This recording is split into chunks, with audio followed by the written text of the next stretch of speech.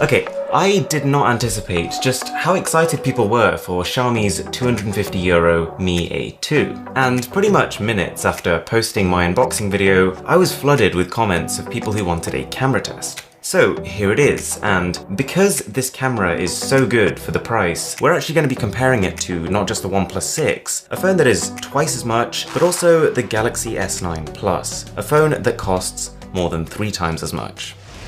Okay, let's kick things off with daylight 4K video, and your first impression is probably, whoa, the Mi A2 keeps up remarkably. And yeah, in terms of color and contrast, it is trading blows with the Galaxy S9 Plus. But really the OnePlus 6 steals the show with its incredible HDR. If you look at the building on the left, you can see that even though it's in the shade, the OnePlus 6 maintains its brightness and detail better than the other two. You might have noticed though that the Mi A2's stabilization isn't quite there. The other two flagship phones managed to pretty much eliminate the slight sway that being a human is going to result in. Again, the OnePlus nails this scene in terms of color, but I was still impressed by the Xiaomi. It's not quite at the S9 Plus's level, but it's close enough for it to be an achievement in its own right. It is less than a third of the price of that phone. All three phones have slow motion capability, and out of the three, I quite like the S9's output. While both this and the OnePlus 6 are at 720p, the Samsung's looks a little sharper, and can also record even slower than the OnePlus. But it does have the caveat of not being able to record like this continuously. The OnePlus can.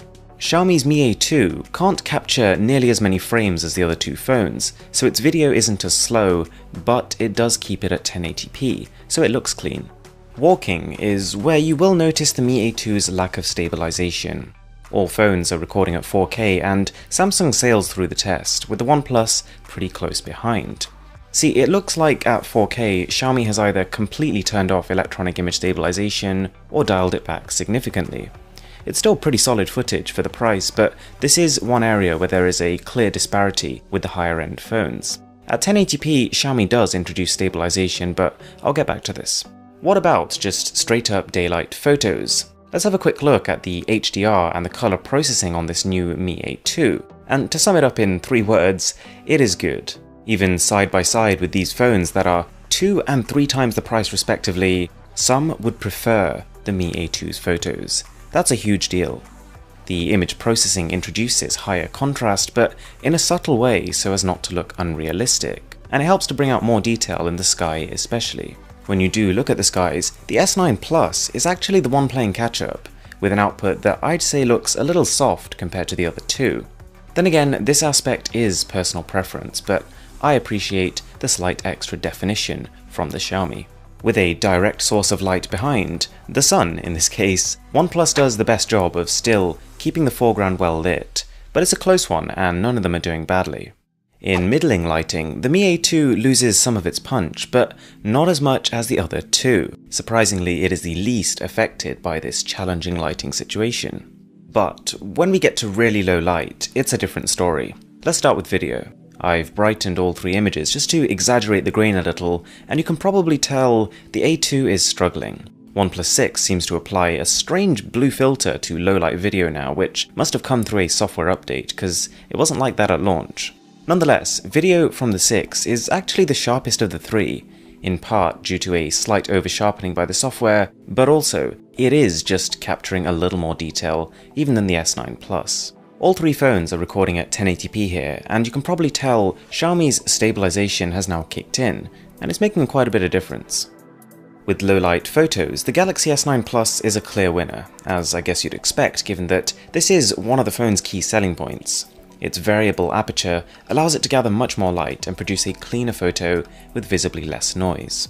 What is interesting though is Xiaomi Mi A2's secondary lens, which is partially there to use in low light. Whilst it does help in dim conditions, when things get really dark, you're actually better off going back to the primary lens. The secondary makes a brighter image, but because of the way it works, which I have explained in my review video, feel free to check that out, I'll leave a card above, you sacrifice in detail. Whilst the Galaxy S9 is so good, it almost looks like you've got a light bulb right behind you, the Mi A2 isn't far off the OnePlus 6. They produce similar quality images in this lighting. Portrait mode, very important to a lot of people, in which the S9 Plus annoyingly has to zoom into the image to take portrait mode photos. More often than not, this is an inconvenience, as you tend not to be able to fit your subject in unless you take a step back. Having said that, this combination of getting closer to objects and the more intense background blur on the S9 give it a more cinematic quality. Both the Mi A2 and the OnePlus 6 are very serviceable though, and the OnePlus 6 is the best at handling dynamic range here. The Mi A2, generally speaking, gets the core image, whatever it is you're focusing on, really well, but then it just loses quite a lot of detail and colour from lighter parts of the background. If you like taking selfies though, Xiaomi's phone really comes into its own. Straight out of the camera, images are punchy, and whilst it is a little heavy-handed on the skin smoothing, I don't think it takes it too far, like some of Huawei's more recent phones. What I really like is the portrait mode from the front camera. All three are about the same in terms of edge detection, i.e. not quite as good as the rear camera but solid, but Xiaomi's images have a consistently vibrant colour profile. Both the A2 and the S9 Plus do suffer from a bit of overexposure though, most likely in the name of beautification, which is fine, but it just means that the OnePlus manages to keep the light areas under control a bit better. Just for fun, I actually tried a super low light selfie, and I'd say the Mi A2 is a clear step ahead. If you look at the t-shirt especially, the stitching has much more definition to it. A quick note on zoom though. This new budget Xiaomi device has had to make some concessions, and one of them is that there is no optical zoom.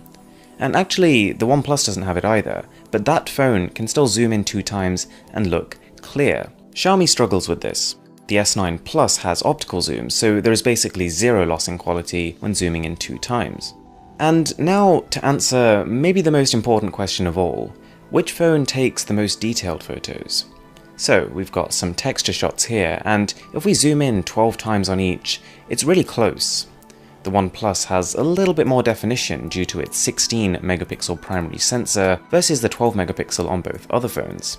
After this, the S9 Plus and Mi A2 are really similar, but Samsung's phone has a little bit less noise and artifacting. Its photos are just a little bit smoother.